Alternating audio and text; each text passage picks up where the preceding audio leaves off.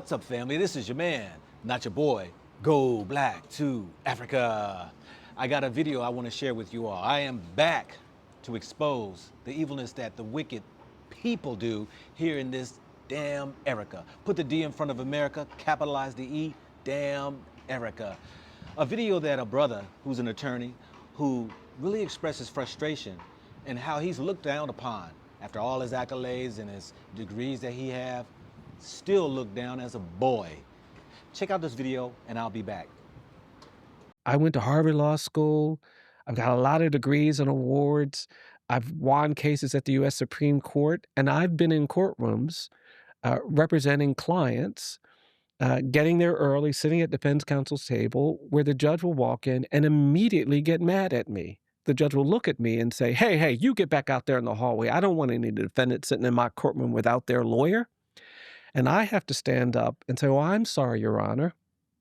I am the lawyer. I didn't introduce myself. My name is Brian Stevenson. I have to try to de-escalate this situation. And I was doing that recently. I was in a courtroom in the Midwest, and the judge started laughing, but it wasn't an apologetic laugh. And it kind of angered me. And the prosecutor started laughing. They thought it was so funny. And I was sitting there getting angry, and then I thought, oh no, Brian, you can't get angry.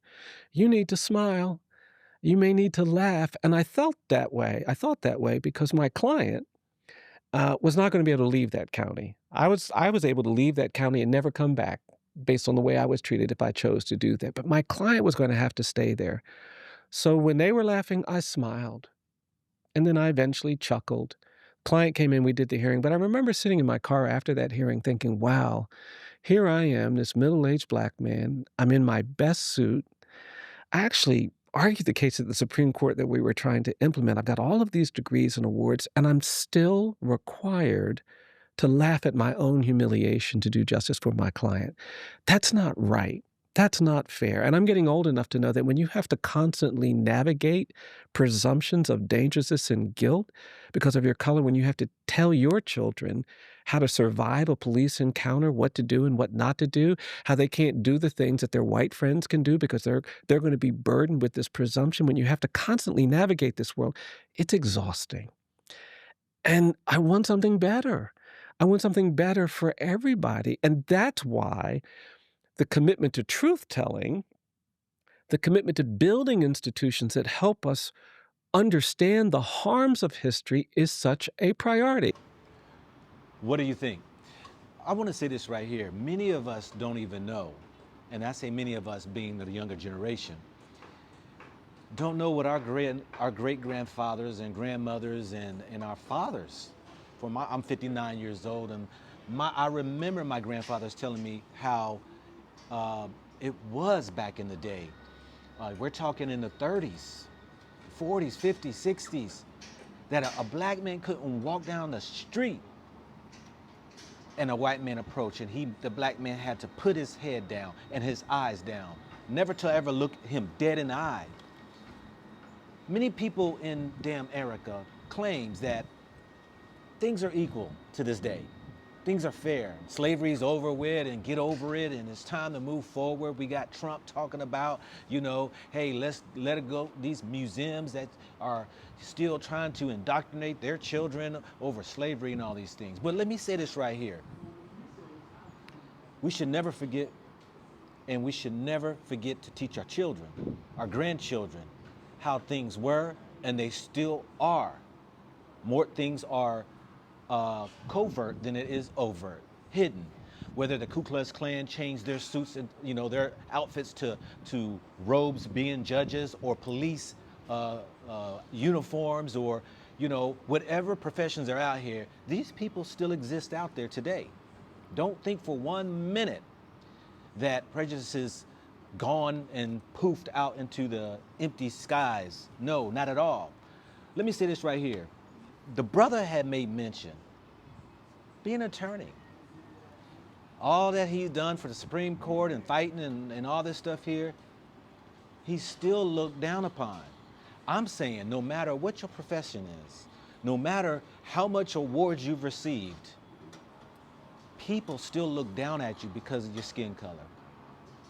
What about when he was talking about how he just had to apologize. How many times, and this relates to all of us, because it's a hidden secret within our community that we keep to ourselves, that we've been humiliated, made fun of, scoffed at, ridiculed, ostracized out of the job place, and yet we put our tail between our legs, go home frustrated, take it out on our own family, and we wonder why we're suffering.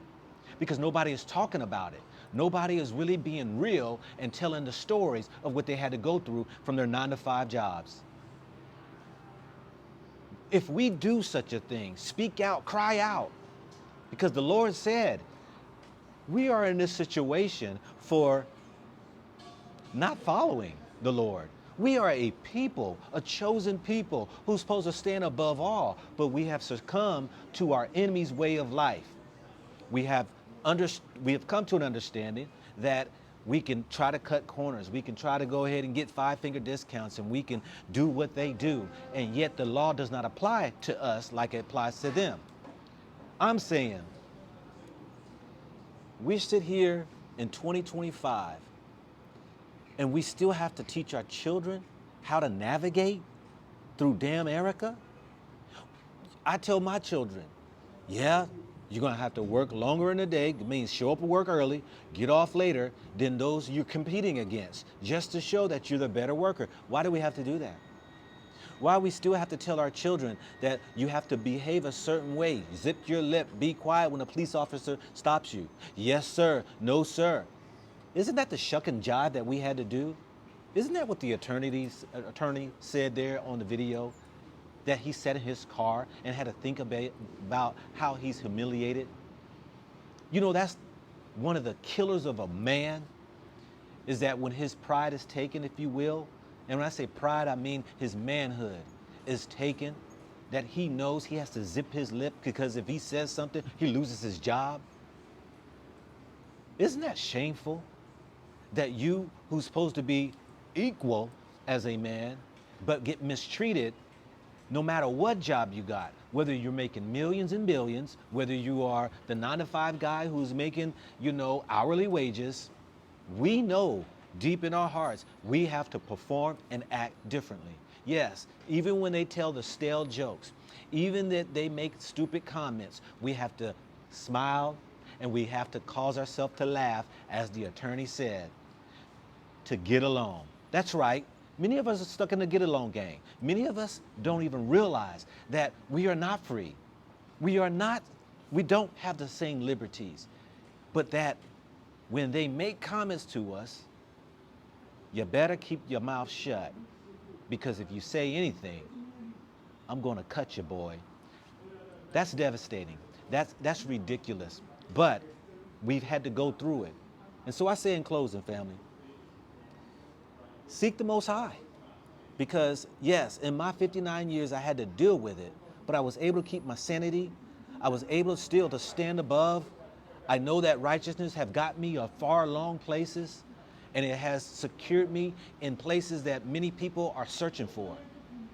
Be obedient, be wise, and always look towards the greater creator, because without the greater creator, we're stuck. With that, this is your man, not your boy, bringing you another gold nugget that you can either pick up or you can just kick it aside.